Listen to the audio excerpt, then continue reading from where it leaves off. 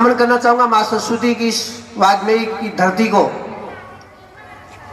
Ram Sapir की इस पावन धरा को, इस देश की साइना साक्षी कल्पना जैसी बेटियां, शहीद आजम भगत सिंह, अशफाक उल्लाह खां जैसे मेरे कलाम, जैसे मेरे बेटे। आप इस देश की तकदीर है, इस देश की तस्वीर आप है। 1907 का वो साल, वो हिंदुस्तान की राजनीति में एक बड़ा बदलाव का साल था। कांग्रेस का शुरू अधिवेशन हुआ, लेकिन नवलगढ़ की सरजमी पे 1907 में इस विद्यालय की स्थापना हुई है। हमारे लिए 1907 का साल बहुत इंपॉर्टेंट था। आज के इस सुंदर कार्यक्रम के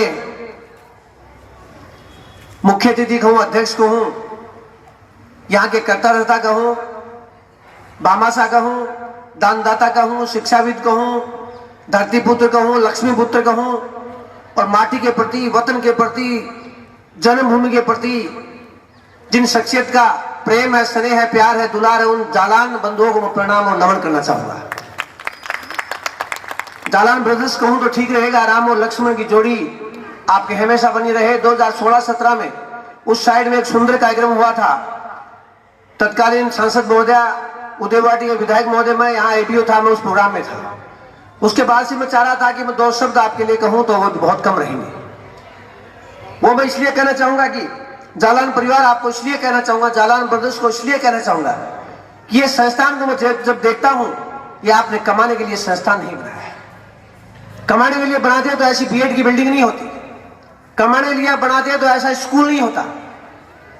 निश्चित रूप से आपकी सोच, आपके पुरखों की, आपके पूर्वजों की जो इस सोच है कि हम तालीम और शिक्षा और एजुकेशन है, वो नौनिहाल बेटे और बेटियों को इस प्रकार देना चाहेंगे कि जालान ब्रदर्स का जो सपना 1907 में देखा था, जो विजन, जो लक्ष्य देखा था, वो आपके माध्यम से पूरा हो रहा है। और दोनों भाइयों को मैं इतना कहना चाहूंगा, आप तो मेरे अग्रज हैं, मेरे सीनियर है, हमारे लिए बहुत कुछ, सब कुछ है। शिक्षा के लिए आप जो 2 रुपया खर्च करते हो और उसके चेहरे पे, बच्चों के चेहरे पे जो मुस्कान आती है, वो पैसों में खरीदे नहीं जा सकती। वो कितना रिटर्न होके आता है, आप कल्पना नहीं कर सकते। मैं मानता हूं आप इंटरनेशनल बिजनेसमैन है, अंतरराष्ट्रीय व्यापार आपका है, लेकिन यहां आप ये समय निकाल के, जैसे ये साइबेरिया से पक्षी आते हैं, घना पक्षी विहार में, उनका लगाव होता है इस देश से, लेकिन आप तो अपनी जन्मभूमि, अपने पुरखों के, अपने पूर्वजों की जन्मभूमि से आते हैं वापिस जुड़ने के लिए।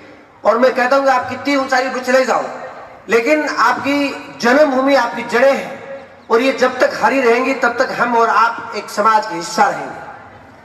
मैं उमेद सिंह मेहरा, अतिरिक्त जिला शिक्षा अधिकारी, शिक्षा विभाग की ओर से आपको धन्यवाद देना चाहूंगा कि आपने 1907 में, आपके पूर्वजों ने, आपके पुरखों ने एक शुरुआत जो की थी, एक लंबी इबारत आज हो गई है। वो इसलिए कह रहा हूं कि शिक्षा वो एक ऐसी चीज है, शिक्षा एक वो विजन है। सेकेंड वर्ल्ड वॉर जब हुआ, विंस्टन चर्चिल इंग्लैंड के प्रधानमंत्री थे, हम ब्रिटिश राज के हुकूमत के हम गुलाम थे। जब बजट, उसके बाद में 45 में वर्ल्ड वॉर खत्म हो गया, मित्र राष्ट्र, धुरी राष्ट्र, 2 ग्रुप हुए, मित्र राष्ट्र जीत गए। लेकिन जब इंग्लैंड के पार्लियामेंट में जब बजट पेश किया गया, तो शिक्षा के बजट में 1 रुपए की कटौती नहीं की गई, बल्कि बजट बढ़ाया गया। तत्कालीन प्रधानमंत्री चर्चिल साहब ने कहा था कि शिक्षा में बजट कम करना देश के भविष्य के साथ खिलवाड़ होगा। इसलिए हमारी भारत सरकार, हमारी राजस्थान सरकार और हमारे निजी संस्थान सभी ये चाह रहे हैं हमारे नौनिहाल देश की तकदीर, तस्वीर, ये प्यारे प्यारे बेटे और बेटियां, चमकते चेहरे, इनको शिक्षा और ये एजुकेशन ऐसे ही मिलते रहे और देश की तकदीर और तस्वीर को लंबी इबारतें लिखती रही। तो मैं आपका धन्यवाद ज्ञापित करना चाहूंगा। मैं केवल ये 2-5 शब्द ही कहने आया था। आज के इस कार्यक्रम में जालान ब्रदर्स के साथ साथ यहाँ के प्रधानाचार्य साहब सबसे छोटे आप हो, लेकिन आपका नाम इसलिए लेना चाहूंगी, इस संस्थान के आप करता रहता हो। आपका नाम नवीन जी शर्मा है, तो आपने इस संस्थान को नवीन ऊंचाइयां आपने दी है। वो इसलिए कहना चाह रहा हूं कि आप, जहां तक मुझे पता, आप अजमेर से आते हैं, और अजमेर सेठी साहब के जमाने में 1905 में शिक्षा का हब होता था, उत्तर भारत का अजमेर होता था। और मेरी भी पीएचडी और एमफिल अजमेर से हुई है। तो अजमेर की संस्थान को देखते हैं तो आप यहाँ आए तो लगता है कि वहां के सपनों को लेके यहाँ पूरा आप कर रहे हैं। और आपके आने के बाद में शायद 250-300 बच्चे यहाँ पढ़े हैं। मेरे पिताजी यहाँ पढ़े हैं, मेरे ससुर यहाँ पढ़े, यहाँ टीचर रहे हैं, और मेरी बेटी और मेरा बेटा दोनों इस संस्थान में पढ़े हैं।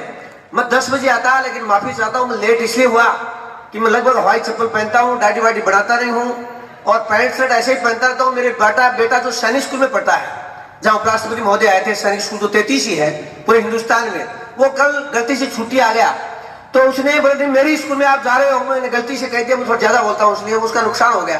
तो उसने कहा ऐसे नहीं जा सकते। आधा घंटा उसने लगा दिया कि ऐसे करना है, ये पहनना है, वो करना है, ये करना है। तब मैं लेट हो गया।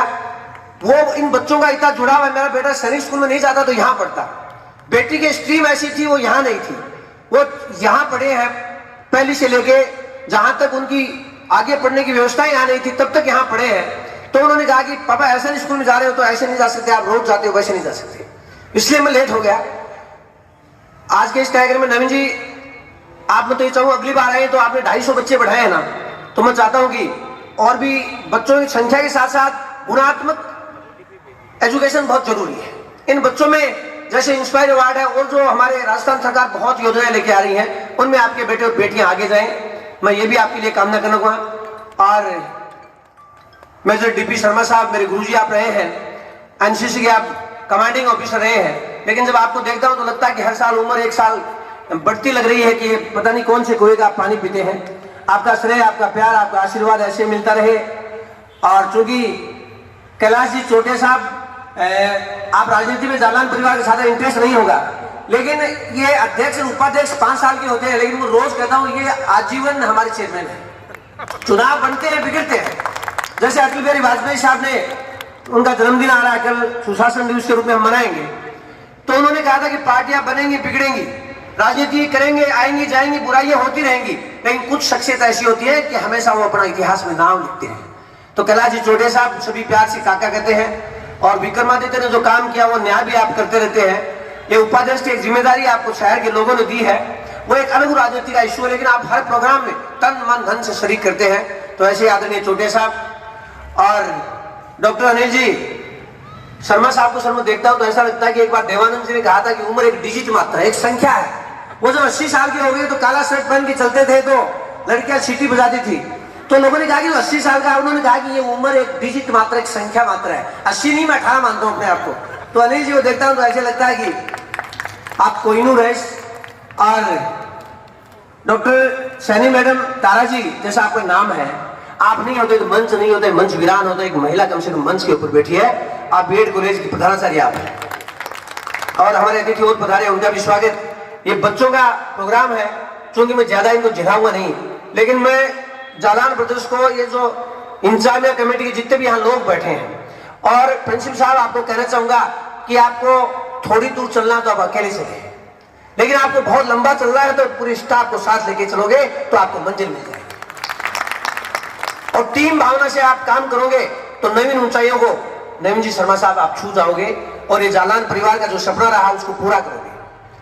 सर एक बात आपको बताऊं, मैं बीएड कॉलेज में, तारा जी ने मुझे गलती से बुला लिया था एक बार, मैं आया, मैंने कहा सेठों से मिलना चाहता हूं। 17 में मिले थे, बहुत बड़ा फंक्शन आपने किया था। परसों आपने जो ये विज्ञान प्रदर्शनी, वो भी रामानुजन साहब के जन्मदिन के ऊपर आपने की है 22 तारीख से, बड़ा हिंदुस्तान के लिए बड़ी बात है। रामानुजन जैसा दुनिया में आज तक तो गणित के पैदा नहीं हुआ, और आप दूर से वो चीजों सपने लेके आते, और वो प्रदर्शनी में देख रहा था, मुझे बहुत खुशी हुई। विज्ञान में हमारे बेटे और बेटियां नहीं जाएंगे तो वो कलाम साहब का विजन पूरा नहीं होगा। लेकिन आपका बीएड का संस्थान देखता हूं तो ऐसे संस्थान में 4 बीएड कॉलेज चल सकती है।